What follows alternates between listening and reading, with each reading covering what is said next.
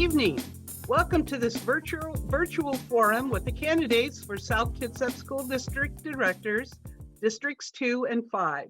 Tonight's forum is sponsored by the League of Women Voters of Kitsap, which is recording this event for later access. BCAT, Bremerton-Kitsap Access Television, is also recording tonight. No part of this recording may be used for any purpose without the express written permission of the League of Women Voters of Kitsap. My name is Janet Stegemeyer, and I will be the moderator for this forum. The League of Women Voters, which celebrated its 100th anniversary in 2020, is proud to be a nonpartisan organization, neither supporting nor opposing candidates and political parties. The public was invited to send in questions through the League's website, and more than 50 questions just for the South Kitsap School District Directors Forum were received. We'll be lucky to get to 10 tonight with this many candidates. Please understand that we will not ask yes or no questions, or what we call loaded questions. If you still have questions after tonight's forum, we encourage you to ask the candidates themselves. Their contact information is in the Kitsap County Voters Pamphlet that you should have received through the mail. And the pamphlet is also available out online at the Kitsap County Auditor's election website. Candidates for School District 2 are Mr. Glenn Goddard, Mr. John R. Berg, Mr. Jaime Cross, Ms. Megan Higgins, and Mr. Paul L. Nuchims. Candidates for District 5 are Mr. J. Villars, Ms. Rhonda Edwards, and Mr. Larry Mann. All candidates listed in the voters pamphlet were invited to this forum, but not everyone could attend. Please note that although candidates must reside in a particular district, voters who live anywhere in the South Kitsap School District may vote for directors for Districts 2 and 5. Candidates, thanks to all of you for stepping up to offer your skills and talents in service to the school district. We ask that during the forum, you maintain civility with one another. During tonight's format, all of you will be given 1.5 minutes to make an opening statement.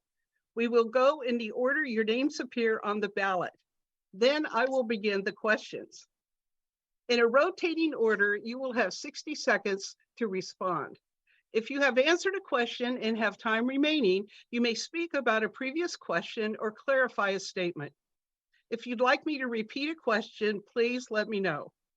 At the end of the forum, each candidate will have 1.5 minutes to make a closing statement. If you run out of time, you may finish your sentence. Our timekeeper will maintain the countdown electronic clock. So we'll begin with an opening statement, 1.5 minutes, Mr. Goddard.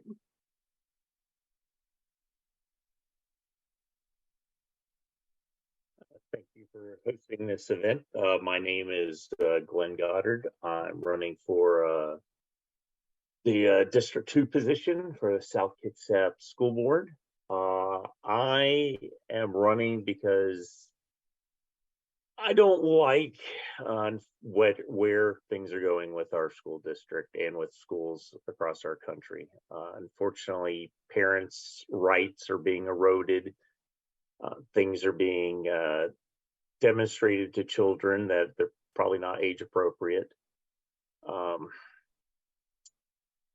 We need to, as Megan has put in her voter pamphlet, I agree with that we desperately need a new building. And I know John is very well aware of that. We need to raise some funds to get some current buildings and institutions for our kids. You know, our buildings are in shambles. We need to do better for our kids. And I want to do right for the children of the students of this district. And I thank you for the opportunity to talk to you. Thank you. Mr. Berg.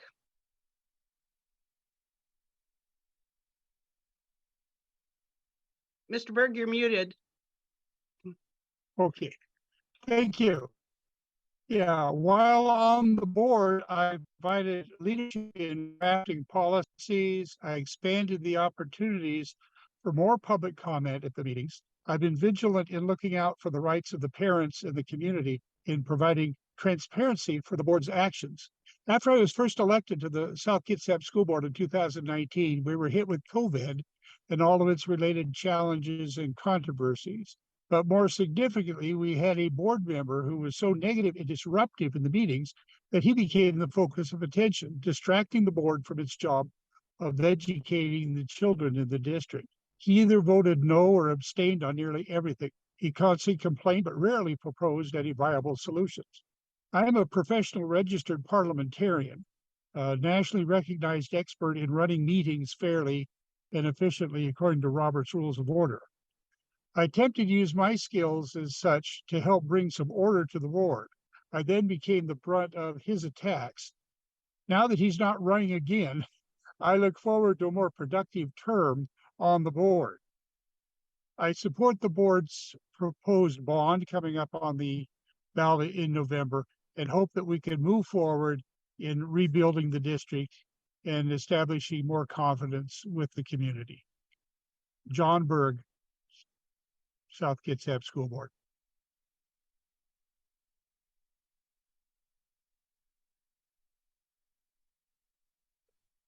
Sorry, Ms. Higgins. I thought it was me. I just wanted to make sure. I am Megan Higgins, and I'm running for the District 2. I am running because I started to attend meetings. I attended one that was specifically for the facilities, that they were reviewing the facilities about a year ago. And because as we can agree, the buildings are in disrepair, and they are, we need to do better for our kids. And so that's what got me involved, because I'm a person where if I see a problem, I like to go and see what's going on and try and say, how can I help? And I want to help the community. I think that there's been a real negative view of our district, that we're not supportive of the kids. And I disagree with that. I think that we have been trying to do that in ways that we can. And I think that this bond will really help turn that around. And I know that I am capable of calm and reasonable discussion, that we can move forward and make good decisions and help our kids progress and get them buildings that will be capable of the technological advances that have been made and that they need to be able to learn in this environment. Thank you. Thank you. Mr. Villars. Hi, thank you. I'm running for District 5. I'm a passionate educator. I've been in education for 38 years, and I have really been on different sides of the schoolhouse, and I am really passionate for kids and for student achievement. Again, like other candidates here have talked about, I've seen and experienced the struggle it is to get resources for our buildings and for our students. I think that I support trying to give our kids the best facilities that they can have. I appreciate the work that our school district has done over the years in trying to maintain our facilities, as they're all over about 30 years old. And I think our kids deserve the best that they can with that. I know that our community needs to be more of a partner as we work with our school board. And I think that there's so many particular issues out there that I think we need to collaborate with each other to try to make them better in the schoolhouse itself. We have there's a lot of legislation out there that has affected the schools from a variety of areas, and I hope that my presence on the school board would be able to make that something that we can look as a meaningful thing and something that seems reasonable. So I'm excited to be on the school board, and I appreciate your support. Thank you. And Ms. Edwards. Hi, thank you for having this tonight. I appreciate that. My name is Rhonda Edwards. I am in the South Kitsap District number 5 and running for school board director. I'm third generation family, born and raised in Port Orchard, graduated from South Kitsap. And my parents as well my 3 children, and now I have 9 grandchildren in various school districts. So I'm very interested in schools. I found that in selling a couple of my businesses, I was able to have some time to devote back to my community. And I'm very passionate about trying to help the district. My biggest goal was being a help in the financial accountability and transparency. Running a business for 36 years. I've gone through up markets, I've gone through down markets. I know the importance of balancing a budget. And right now our district is in a negative situation. So very little resources left in the rainy day fund, so to speak. And so I really am interested in helping to balance our budget, get us financially healthy again, and be very transparent in our expenses, where our money is going and how it's being spent. I'd like to encourage more parental involvement in our school district. I think the more parents we have, the better it is. And thank you. Volunteers. Yes, time. All right, to question 1, it'll be 60 seconds to respond. Tell us about the South Kitsap School Board meetings you've attended. What do you consider to be the main roles and responsibilities of school board directors, and how can the directors be most effective? Mr. Berg, and you're muted. Okay, thank you. Yeah, before I ran for the school board 4 years ago, I attended nearly every board meeting for 2 years. So I was familiar with what the board was doing and how it functioned. Of course, things changed after I got on the board because, as I mentioned, the makeup of the board. The function of the board is to provide the leadership and the policy and the goals for the district. They then delegate to the superintendent the actual day-to-day running of the district. The way the South Kitsap School District Board is configured, we're using a governance model where we don't micromanage all of the decisions made in the school district. In other words, we provide the guidance to the superintendent. This is what you must do. This is what you must not do. You function within these parameters. And then the superintendent. Thank you. Reports back. Okay. Thank you. Okay. Ms. Higgins. Yes, I've attended a few meetings. One was the facilities planning meeting, and the board members went around and were listening to people as they were discussing on committees. I also was able to attend the meeting about budget cuts, which was a very well attended meeting. A lot of members of the school district attended, and with good reason, because the school district is the largest employer of our district in where we live, and so a lot of people are concerned about budgets and our people who we employ. And at that meeting, a lot of parents spoke about the areas that they thought would affect their children, and the board members actually adjusted the budget to reflect the what the people were saying. And I think that is really what the board's job is to do, is to listen and respond when there's overwhelming people who are saying this is what's important to us, and listen and respond to that. All right, Mr. Villars.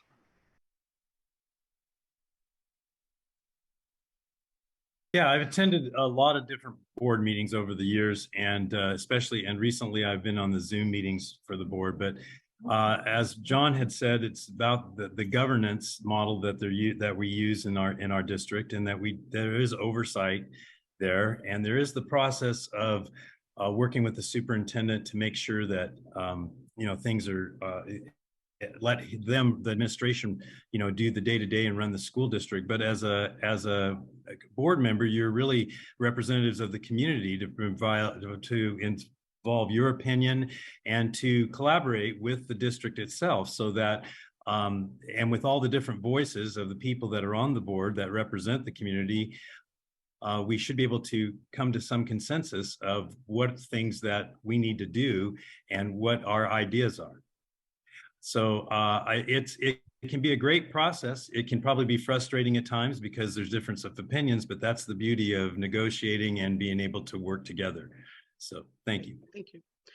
Ms. Edwards. Yes, so just to let you know, I do not see a clock on my screen. So if I go over, just let me know.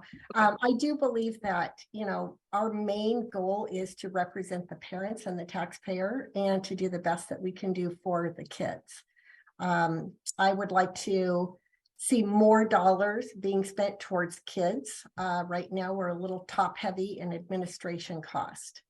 I think that it is best described as building bridges to parents, trying to encourage their attendance to the board meetings. I know I've been attending them for about a year, and I did attend the bond meetings as well. And at one bond meeting, I was the only taxpayer resident there. So I would love to see more encouragement, because I don't know that they really had a good idea of what the general public wanted. Thank you. Thank you.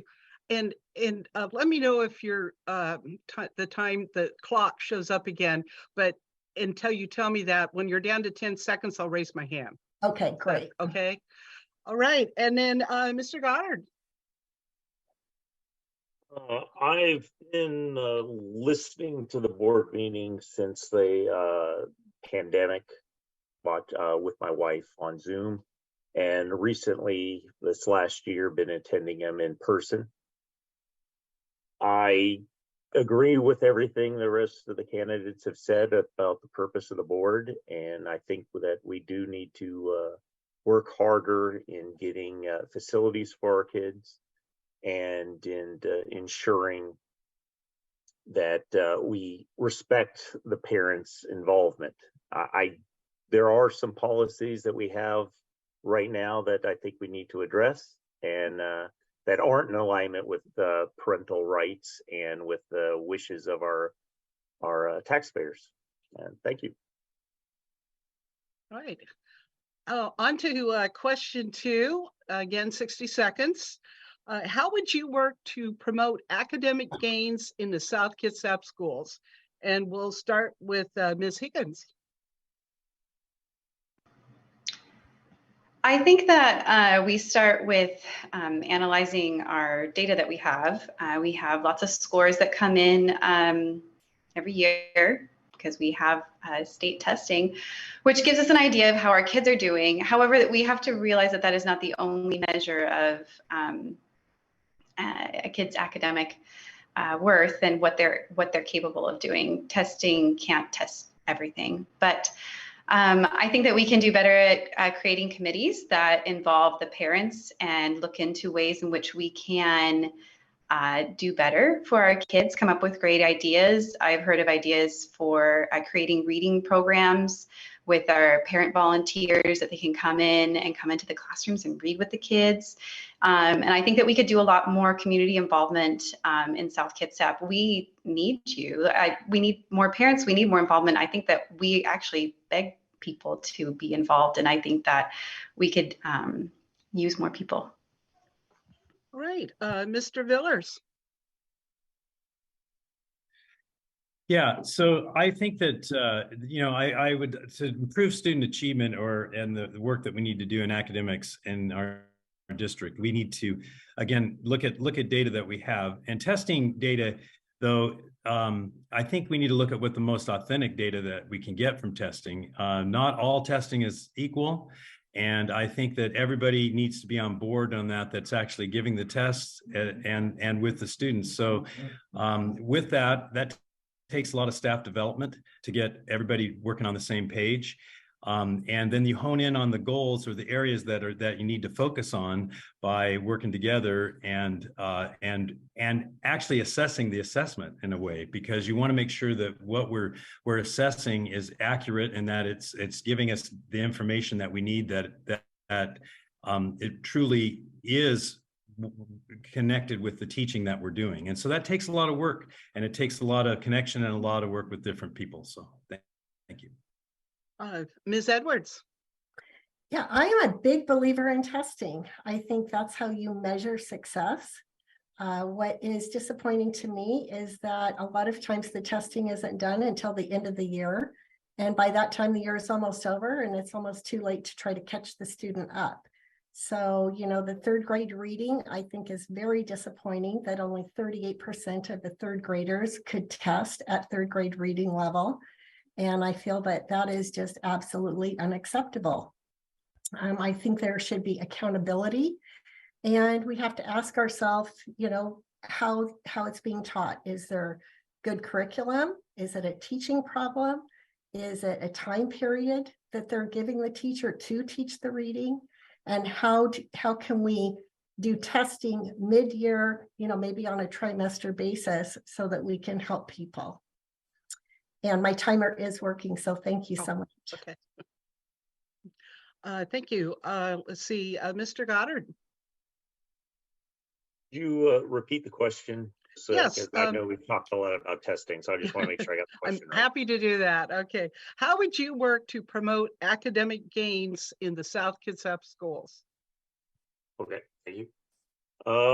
Well, I think that one of the problems we have is we talked about before is facilities.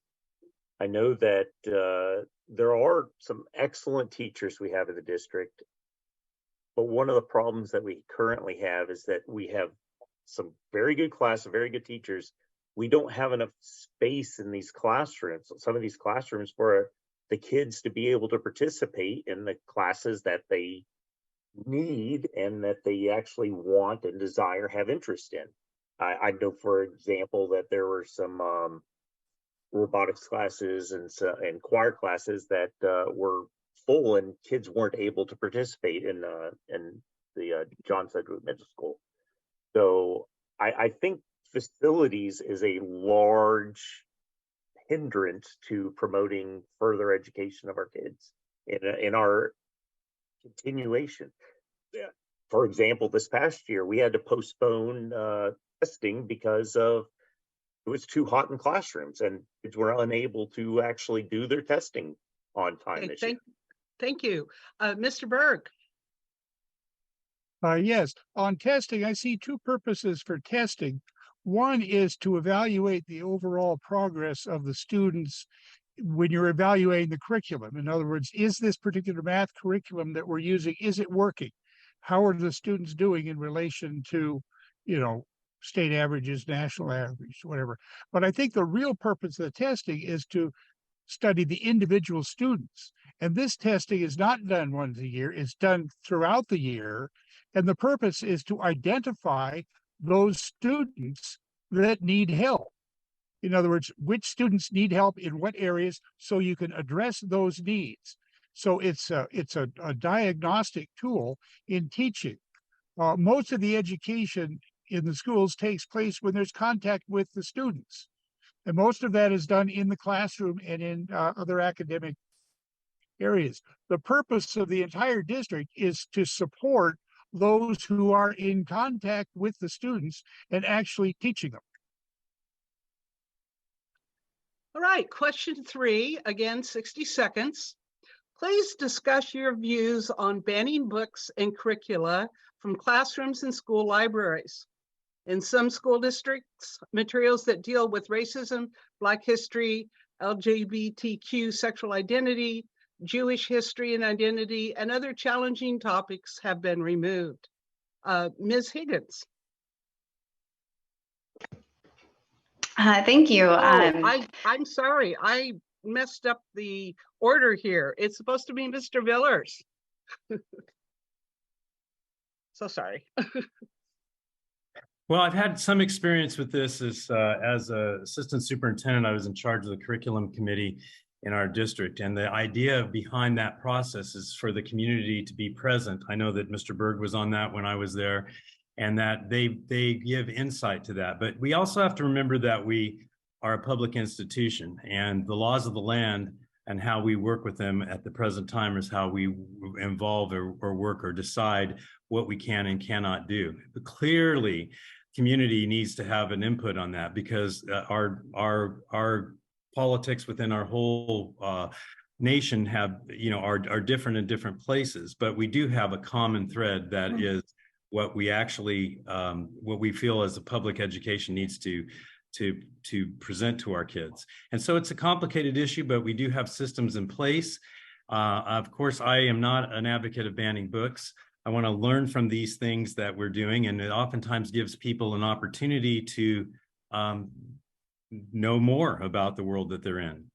All right. But thank you. Thank you. Ms. Edwards. You know, I have seen so many videos of parents and their children coming to board meetings and reading from books that are just totally not age appropriate and should never be in the school and not be part of any of the curriculum. I'm not for banning books per se, but I am okay with limiting books so that they're age appropriate. And, you know, when kids arrive at a board meeting to read from the curriculum that's being taught to them and told that they cannot read that book because it's so sexually explicit, then I think there's something wrong with the school allowing that book to be in the classroom. So it has to be age appropriate. I don't think a third grader needs to have certain curriculum that sexualizes them. So I think everything has to be age appropriate. Thank you. Okay. Mr. Goddard. My wording is virtually identical with what Rhonda said. I don't believe in banning books, but I think we have books that are not appropriate for the ages of the children that we have. I can end this early because I do not disagree with anything Rhonda said. She covered my points exactly. I feel the same way. Okay, thank you. Mr. Berg. Yes, I believe that history should be taught and not sanitized. In other words, you don't sanitize Mark Twain. You read Mark Twain because that is an example of the attitudes of the time. And people need to understand what the general thought was at the time. I've heard people trying to ban Laura Ingalls Wilder, racist stereotypes regarding the Indians. Well, that was what they were dealing with back then. We do have a curriculum committee to review these things. If someone finds a book that is inappropriate, bring it to our attention. The videos that you see on YouTube, they're not from South Kitsap schools. And I don't recall anybody, bringing a sexually explicit book to our school board or to our attention. But certainly we want to be on the lookout to make sure that all of our materials are age appropriate and not indoctrinating the students. Ms. Higgins. Yes, I did some research on how our board handles things like this because I found it appalling that some people can take a poem that was read at a presidential inauguration and say that it made them feel uncomfortable, and so they banned that book. And it was very beautiful. But we do not have that in South Kitsap. We have a committee, and that makes me feel very comfortable. When someone finds a book that they want to use in their curriculum, it has to be approved. And this committee is made up of parents and members of the community are involved, as well as people that are staff, and they are also parents usually. And they all need to come to a consensus on how to vote to see if that book should be appropriate or not. And so that's comforting to me that we have that in place, and I intend to continue to keep that way. Thank you. On to question 4, again, 60 seconds. Who are the biggest supporters of your candidacy, and what are the major sources of funds for your campaign? Please include individuals, groups, and organizations. And we'll start with Ms. Edwards. Yeah, so my biggest fans are my clients, past and present, my coworkers, my family, which is quite extensive since my father came from a family of 10. So I think I had 52 cousins living within about a mile of my house as I was growing up. So I have an extensive family, extensive friends, lots of different sports that I've been involved with my kids. And like I say, being in business for 36 years. So as far as funding my campaign, I am self-funding. I have not sought any contributions from anybody, any organizations. I don't want to feel beholden to any particular organization for how I might be a good board director. Okay, let's see, Ms. Edwards. I'm sorry, Mr. Goddard. My supporters are the neighbors and the community members that I've talked with about how the school system is going. And a lot of people agree with me, and I agree with a lot of people here that are running as candidates. I do. So far, nobody has presented anything I disagree with. And I am also self-funded. I have not raised any funds, and also currently haven't spent any funds. So that should answer that. All right. Let's see, Mr. Berg. Well, yeah, there are 918 school board positions up for election this coming November. And of the 918, there are only 4 where there are 5 or 6 candidates running. And I'm one of those. There are 5 people running for my position. So maybe I've done a really good job. Maybe I've got a lot of people who want to get rid of me. I'm not sure. I'm self-funded. I haven't received any donations from anyone for this particular campaign. Right, I Ms. won't Higgins. turn them down. Ms. Higgins.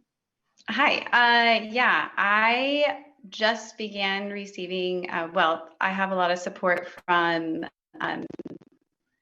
the elementary school where my kids attend. And I have also had a lot of community members since the voters pamphlet has come out. I have had a lot of people contact me and ask if they can help. And that has been really comforting that people are supporting me. And I have received some donations from just community members. I haven't received any donations from any groups. I did receive an endorsement from the Kitsap County Democratic Women's Group. I don't feel beholden to them. I think it's a way to get my name out there and show that I am a candidate that could do this, since I don't think a lot of people have heard my name before. And so I'm contacting lots of groups to try and get my views heard so they can see if they want to endorse me or not. Right. Mr. Villars. Yeah, I've been in this community over 25 years, close to 30. And so the people that are supporting me are the people that I've worked in the community as an educator. So there's a lot of educators that are out there, I think, that are supporting me, and parents and students that I've worked with. And I currently don't have any official endorsements from any organizations. I have received some donations from individuals who just really are friends of mine that wanted to support me in this endeavor. So that's the people that are behind me at this time. So thank you. Right. Thank you. And on to question 5. Do you support or oppose the 20-year, $271 million school bond that will appear on the November ballot, and why? Let's see, Ms. Edwards. I do not support the bond as written. I am very supportive of a future bond that I could be part of the planning. I do not feel that it meets the needs of the public. As I speak to various people I work with, customers, family, and they find out that $271 million does not get us a second high school, they are very disappointed, and it's a no-go for them. So I don't think that the bond as written for the projects that they're doing is the best use of money. I think we should be consolidating some of the elementary schools, adding wings to the schools that have the property and room for wings. But I do not believe that the Awala Elementary School should be rebuilt. I think that it should be merged with Mullinex Ridge and a new wing built. And other elementaries, there's 4 that I feel could be merged very easily at a much lesser cost. Right, Mr. Goddard. I do support the bond because for the first time I got to disagree with Rhonda a little bit. I the biggest problem I've seen in talking with my fellow community members is that the high school request has been on the ballot almost every time, multiple times in a year sometimes. And people are sick of it. The community is fed up of constantly saying no to the high school. And I think the board this time actually did a good thing and changed the scope, did not pursue the high school. I agree we need the high school, but trying to push it right now is not going to go through the community. It just won't. If we push high school, it will not be accepted. So I think the board did good on their proposal on certain aspects and narrowing down the scope of funds that are required. Right, Mr. Berg. Yes, I support the $271 million 20-year bond. I think it's important that we act now because with the current inflation, prices are only going up. And also environmental regulations regarding construction are becoming more stringent. If we're going to build, we need to build now. You know, the best time to plant a tree is yesterday, not tomorrow. As Mr. Goddard said, the voters have repeatedly turned down a second high school, and I think the board heard that and moved forward. I'm concerned about consolidating or expanding elementary schools because there's an optimum size for elementary schools. It's important that an elementary school be a community school and closer to the students. So I would not be in favor of expanding and consolidating or closing any of the elementary schools. Ms. Higgins. I'm in favor of the bond. It did take a little convincing initially at that first facilities meeting that I attended, but I found that it was very well researched. This was a committee that they went out, they went to the schools, they looked at them, they assessed every building and its needs, and they said, look, we've been ignoring these elementary schools and our middle schools because we've been so focused on the high school. Now that 30 years have passed, and we didn't get the high school, it would have been great if we got the high school and then they would have moved on to other buildings. But because they were so focused, all these other schools have been in disrepair. And now we really need to clean it up. And I think a lot of students will stay. It will fix a lot of our retention. We've seen a decrease in enrollment, and I think it will keep people here. And I think that we really need to concentrate on our vulnerable populations of our young kids, need to be able to use the bathroom if there has been a lockdown. There have been so many stories that I've been told that are horrific that we need to remedy. Thank you. Mr. Villars.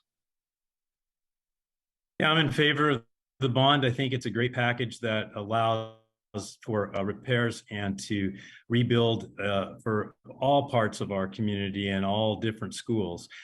We have spent a lot of time, and I have worked on that a lot, trying to get a second high school. And there's some type of fatigue in terms of our voters and doing that, and we can't come to an agreement with that. And so I think that by putting out this bond, we can get a lot of needed pieces for all over the district that can give these resources. We're way behind other districts. I've been working in districts as an accreditation coach in Central Kitsap and in Peninsula, and they have those people have stepped up and made repairs and done things that they have world-class facilities. And we need world-class facilities for our kids. And if this bond can make that happen, I'm all for it. So thank you. Right, question 6. Some people say they don't trust the school system or teachers and express concern that their parental rights are not being taken into consideration. What would you say to these parents? Mr. Goddard? Unfortunately, I would have to agree with them at this point in time. Our district currently has a policy that has a database that kids have their preferred pronouns and how they wish to be addressed that is not allowed to be seen by the parents. It is intentionally kept from the parents. So I agree with people that say that we are trampling on parental rights. All right, thank you. Mr. Berg?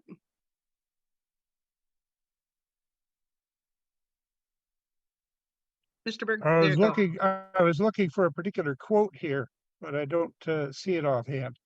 The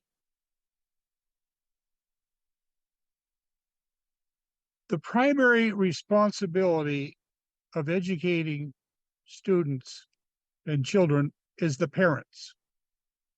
Now, the primary duty of the state is also educating the students, but the parents have the first responsibility. I don't believe that the district should be hiding anything from the students. The only time that they should hide something is if the child would be in danger if the parent knew that. And if that's the case, then there needs to be a referral made to Child Protective Services. Otherwise, this parent should be able to see anything in the school records about their child. Right, Ms. Higgins? I am a parent of young kids in the district. Like I said, I have an 8-year-old and a 6-year-old and a 3-year-old. The 3-year-old is not in the district yet, but the amount of support and I have such great communication with their teachers on a daily basis if I want to.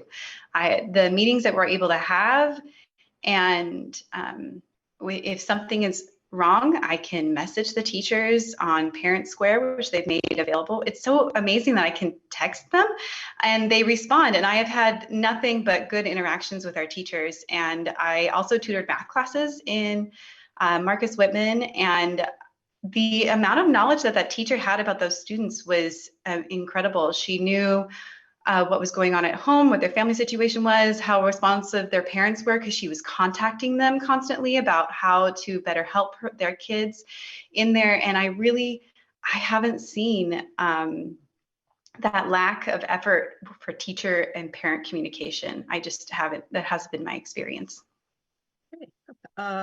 Mr. Villars?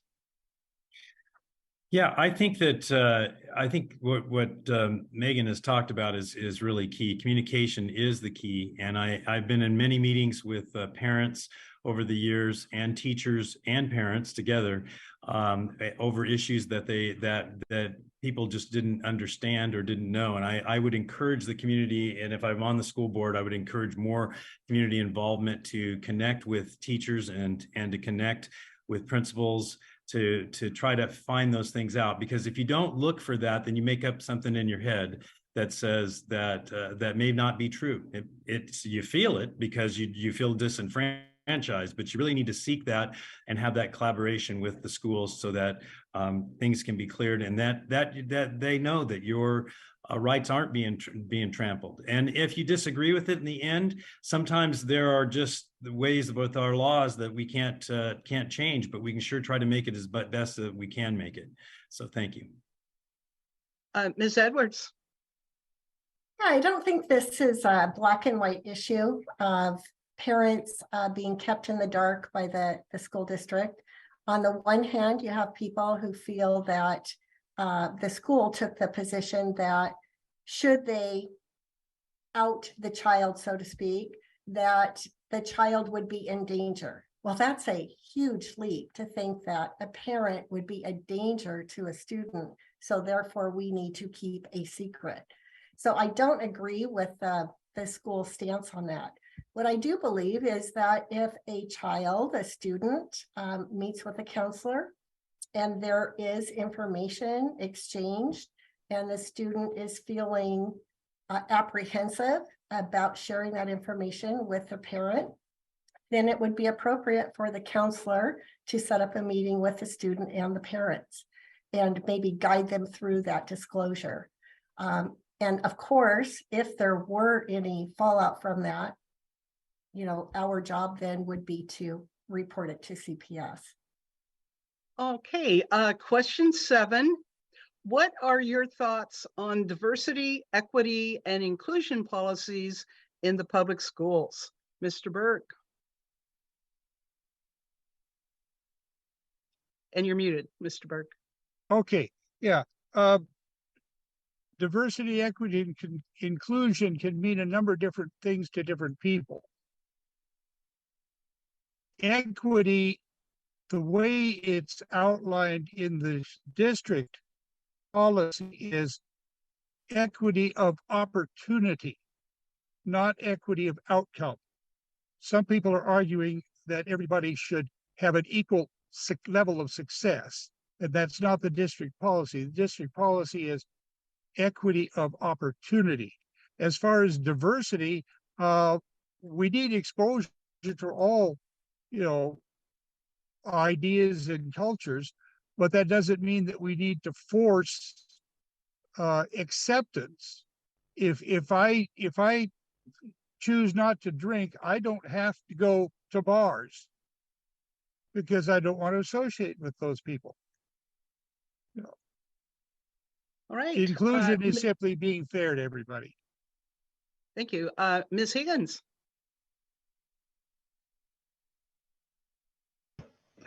Yes, I think that we could do better in those areas all the time. I think diversity, inclusion, and equity are very important because this is a very diverse world that we live in and community. And if these kids ever travel anywhere else, they're going to find it's even more diverse. And we really need to learn how to work and live together. And the school is the first place that these kids come across people who are different from them. And the education that they learn how to deal with that and how we can learn to understand that just because someone is different from you, that doesn't mean that it's wrong. It means that everybody has different interests and different backgrounds and how we can support them. And equity is huge.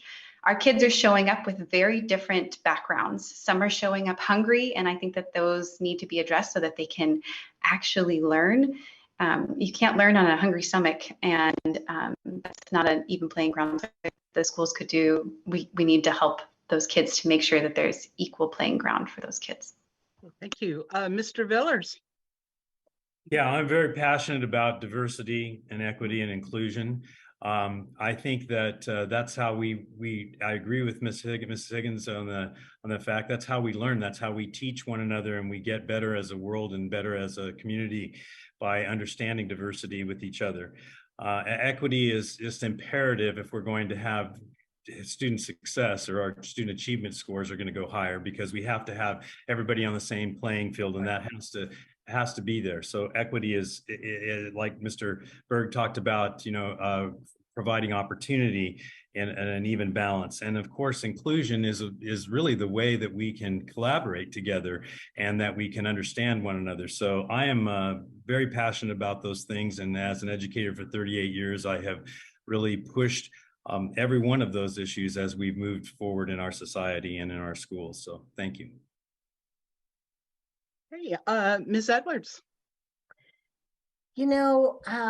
I am not as well versed on this subject as what I will be. I listened to a congressional hearing where the head director of DEI was on there to talk.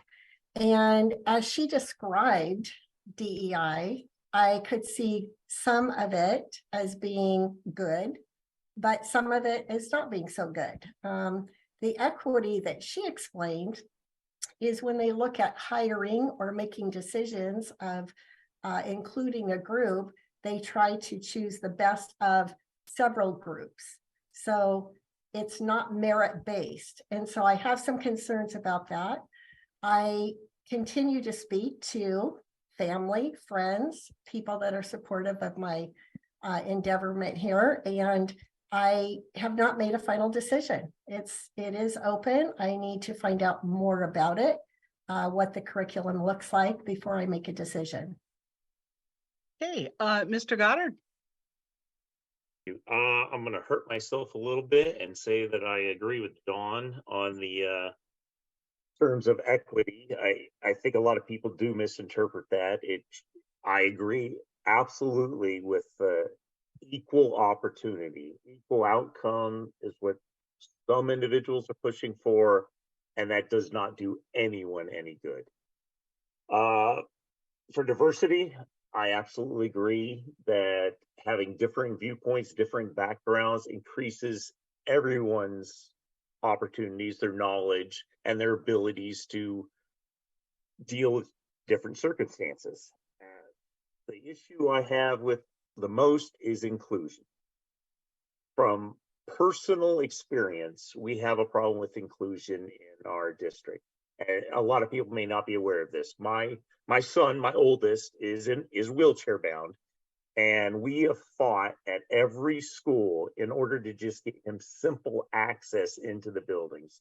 At his first elementary school, the handicap doors did not work. He had to go through the trash route through the cafeteria. So I think we have a problem. Thank you. All right. Question 8. Please discuss your understanding and opinion of comprehensive sexuality education. Ms. Higgins. My understanding is that there should, I guess I'm a little stumped on this, a comprehensive sexuality, but I think that there's just some sex ed curriculum that is available in the school, but I believe it is all age appropriate. I think that some people have been scared of sexual education because they label it that at various levels, but a lot of these kids need to be informed of what consent, not to consent to sexual acts, but I think that that's what is more told, like when someone asks to give you a hug, you can say no and things like that. That's more age appropriate. And I think that as we do age appropriate things, that is okay. All right, Mr. Villars. So I'm not familiar that the district has that actual curriculum. I know that the district in the past has obviously sexual curriculum that we work with we actually bring that curriculum out at the district office, and people can come and talk and look at it and see what it actually is. And I, again, encourage, as we've talked about several times here, about having the community do look at that and get that information. Other than that, I think that I don't believe, in my experience in the school district, that any particular teacher or schools are going rogue teaching things that are not inappropriate. If they are, then we need to make sure that doesn't happen. But it is a curriculum that we have that's been vetted. And I think people think that there is things that we're doing when we really aren't, because the rest of the world may have had an opportunity with that. So thank you. All right, Ms. Edwards. Yes, I have parents that have told me that the curriculum is not always age appropriate. And I feel like they've gone beyond what they need to teach. And they've started some things at too early of an age. I think kids should be innocent as long as possible. My kids, we had the conversation with our children of what good touch and bad touch is, what's appropriate, what isn't appropriate, and really just kept up on that until they were in 5th grade, where there was a basic sex education and a little bit more information in 6th. I The curriculum for the elementary, I think, is an overreach. And I think parents have more of a say in what happens at those early ages than what the school district has taken on. Mr. Goddard. I agree with Rhonda in the sense that I think some of our curriculum may have gone too far. I do absolutely support the district in what we allow the parents to opt out of. My wife and I have definitely used that option to opt out. I think it should be up to the parents to determine what's right for the kids, but I think that some of the materials, because my wife has gone to the district office and has reviewed some of the curriculum, and she has felt that some of it's inappropriate, and I absolutely trust her judgment on that. So I agree that we should let the parents have the ultimate say, and we should definitely keep our opt-out options. All right, and Mr. Berg. Yes, most of the students have cell phones with cameras, and I don't think that any rogue teacher would have any expectation of privacy if they want to go off the rails and teach something that's inappropriate in the classroom. We are mandated by the state in what we teach. We studied various curriculum and selected the most conservative of the options for our district. And the district is very open. Parents and others can view the material and the curriculum. I was surprised when I went to a high school musical review. In the hall was the poster that said "No means no," but they were singing the song from Oklahoma, "I'm just a girl who can't say no." And I was shocked that they would have that song, being performed when there's a poster down the hall saying the opposite. Right. Question 9. Please tell us what was great about your own education and what could have been better.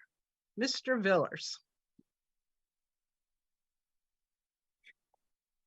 Well, my own education was great. I think that I came from a community that was pretty tight knit, but very diverse, and I was able to learn from the diversity that within that time and the different diverse teachers that I had, and was able to get a good round cultural experience.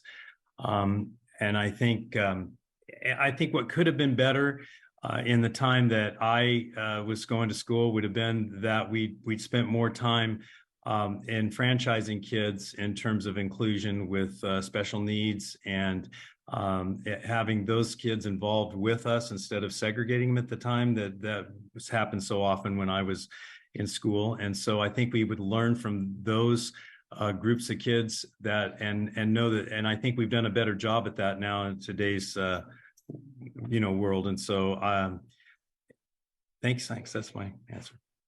Right. Ms. Edwards.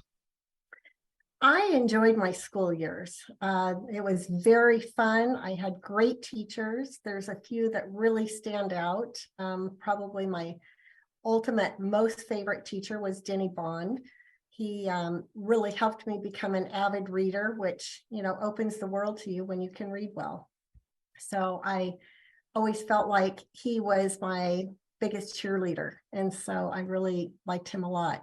I was the first class to go through Cedar Heights, and that was a lot of fun going into a brand new school. And my high school years were good, but I did take college classes at night and transferred all my credits so that I could graduate early because I had a job waiting for me. And I did work after school. So I enjoyed it, but I didn't really, I wasn't really involved with it because I was working every day after school. All right. Mr. Goddard. I feel that I had a great education. there were some definite drawbacks.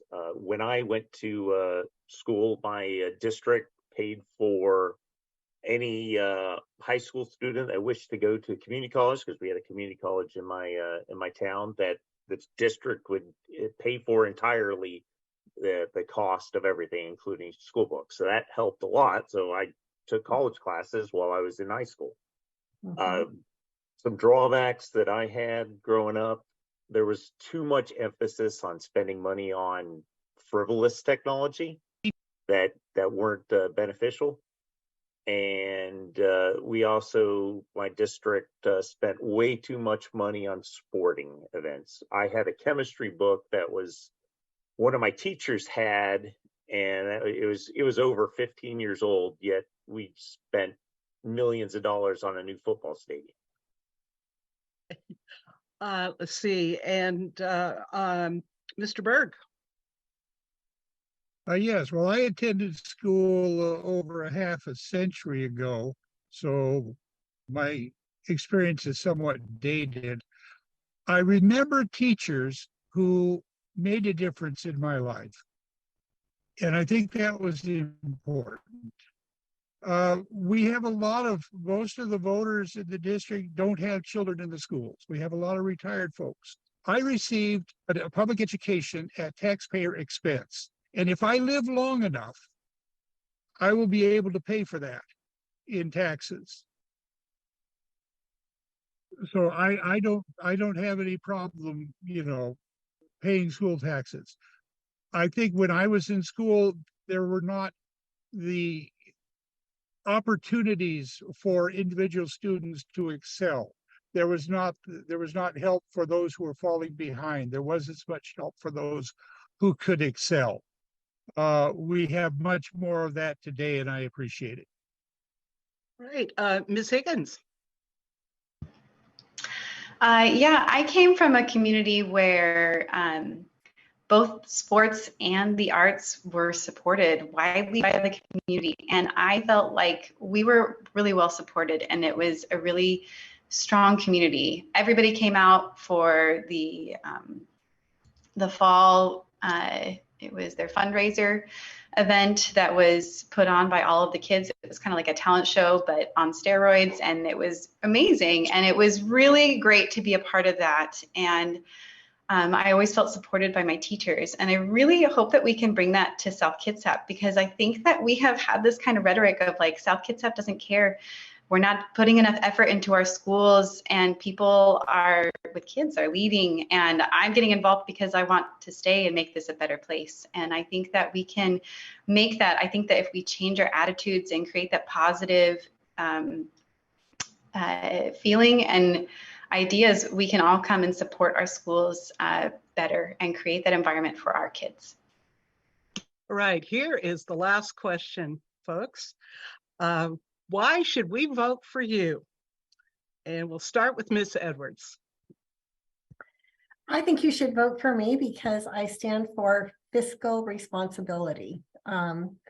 Being a business owner for all these many years, through many markets up and down, I know how to balance a budget, and I know how to keep us out of the red. I think that you should vote for me because I stand for parental rights. I don't think your parental rights, they shouldn't stop at the door of the school. So I am definitely for parental rights and parental involvement. I would very much like to see improvements in our academic performance. I feel that, right now we are currently paying our teachers earn our top 10% in the nation, highest paid teachers. And yet our test scores are in the bottom third. I would like to see that change. And I would like to have a program where every third grade reader can read at third grade level at the end of the year. Mr. Goddard.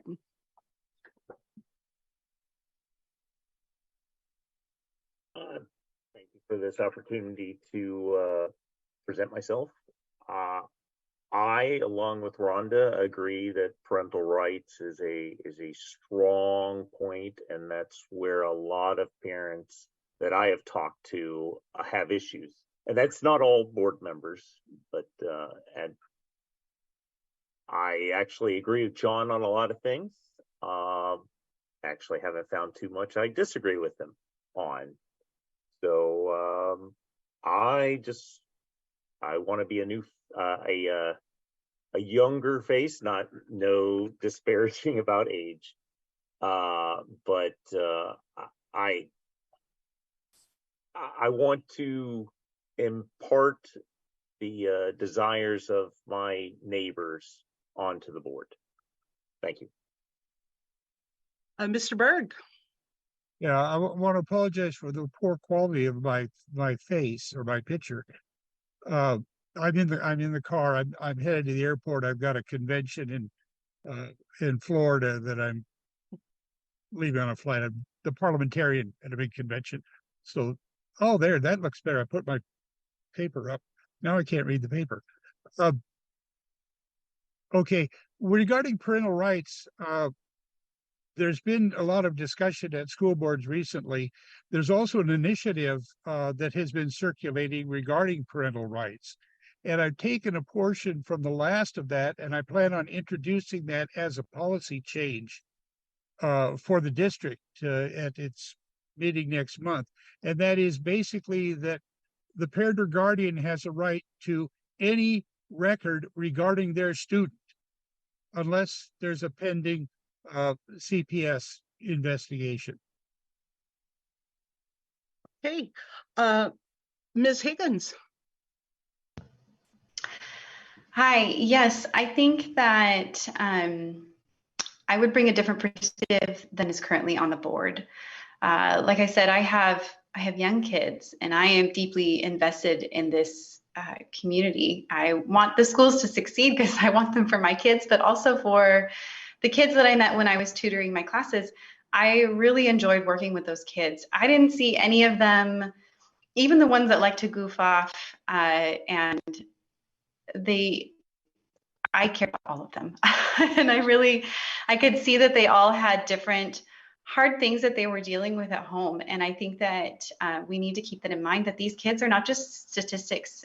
They're real people, and they're dealing with real things in their lives. And I am a compassionate and calm, critical thinker. And I try to consider everybody's perspective before I make decisions. And I think that I can do a good job of representing the South Kitsap parents and their views on the board. And Mr. Villars. Yeah, I think I believe that you should vote for me because I have my experience that I've had in the school district, but not just as an educator in the school district. I've been involved in the community, Rotary Club. I know people there. I've been involved with the Kiwanis Club. But one of the biggest involvements of mine in the community was that I was a parent. I raised 3 kids through this school district. And I know what the difference is between both sides of the issues, from parental rights to what my neighbors are saying and what the educators are saying at the same time. And I think I've experienced that for 25 or plus years. I know that when I first came to this community, I thought that my youngest son would be at the new high school, and he's not, because he's 30 years old and he's gone. But he still supports the community. So anyway, I think I am a person with good common sense and good judgment, and I could make some difference in this district. Thank you. Right, and now we come to the time for a closing statement, and you'll have 1.5 minutes, and we will start with Mr. Goddard. Again, thank you for the opportunity to you provide this platform for us to introduce ourselves, and that's actually been beneficial for me because I actually like to hear from the other candidates, because for the most part, I don't think we disagree on any real issues. So I think that every candidate here is probably a good choice. And it's just everyone's got to make up their decision on what they value most important. I, along with the other people have stated, I've received several phone calls and emails from community members, and I've responded to everyone that I've gotten. And I encourage people to continue to ask questions. I have actually, when people were asking me, I sent them links to this, and I know Jay, he did the same thing, and I encourage everyone to actually do your research. I'm not going to say right now, vote for me. I encourage everyone to do their research, ask the questions, and don't just vote because you like what someone said. Do more research on each individual, and that includes myself. Thank you. All right, Mr. Berg. Yes, I applaud the League of Women Voters for putting on this community forum. Unfortunately, many voters don't have any more information than what's in the voters pamphlet, and that can lead to some serious voter remorse. I've maintained, for the past 2 years, I've maintained a website chronicling my work on the board. That's found at skschools.info. I'll repeat that, skschools.info. And there you can read about my work, what I've been doing, what other board members have been doing, my position on various issues, and the controversy that's been going on. The school board should represent the owners of the schools. That's the community and the parents. If you have I've looked at the current composition of the board and various possibilities with 3 positions up for election this November. And, what will the board look like, come next December?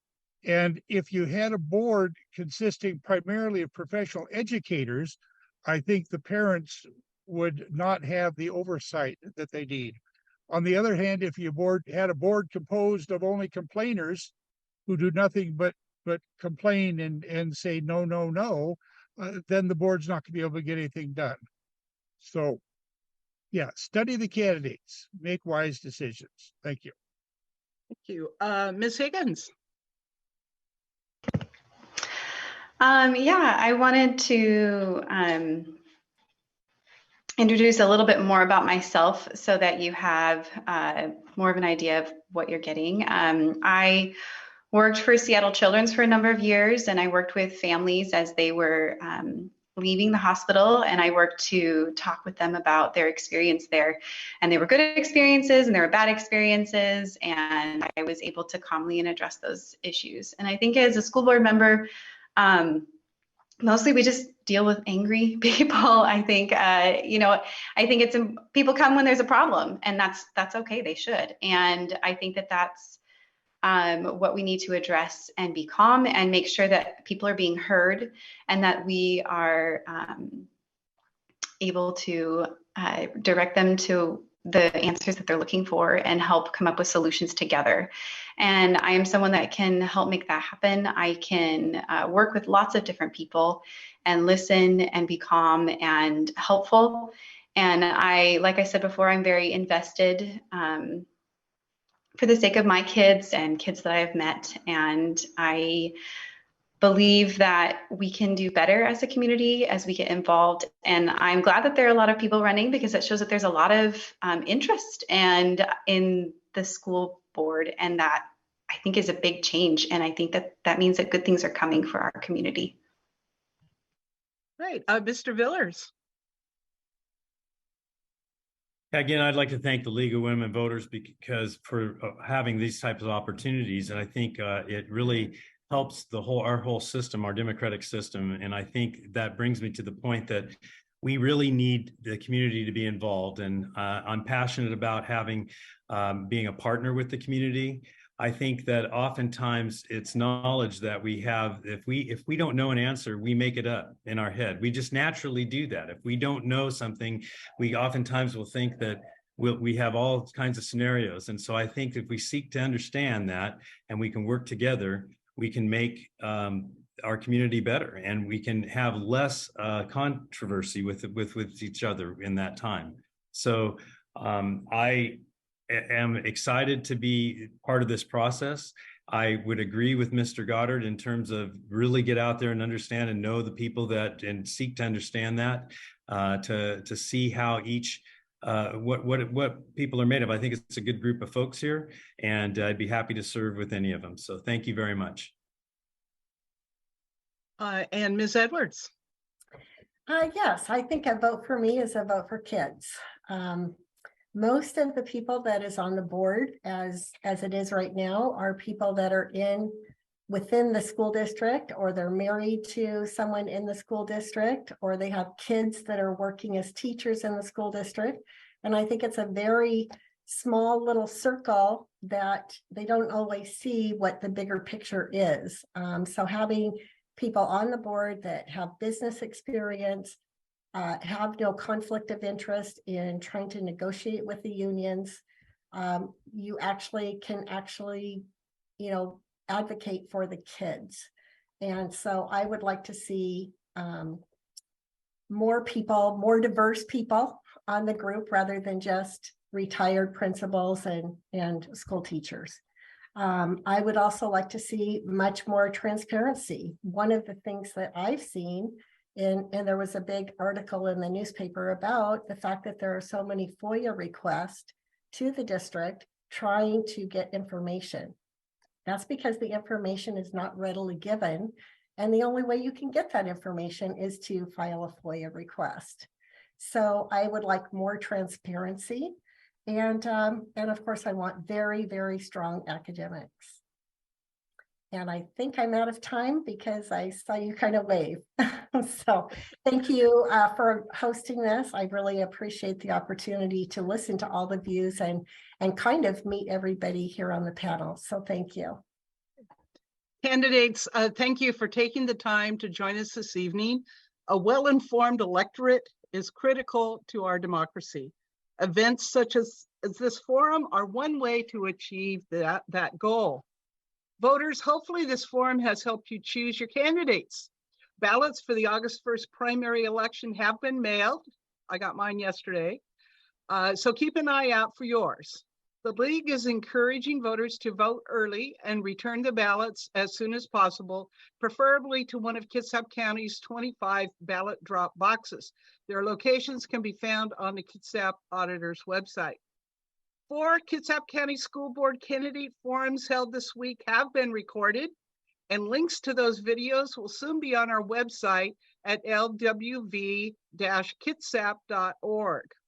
BCAT's recordings of the forums will be available by clicking on BCAT shows on YouTube on the City of Bremerton BCAT website, and at a future time on Comcast Channel 12 and Astound Wave Channel 3. Please encourage others to view the forums and vote. Thank you for attending, and good night.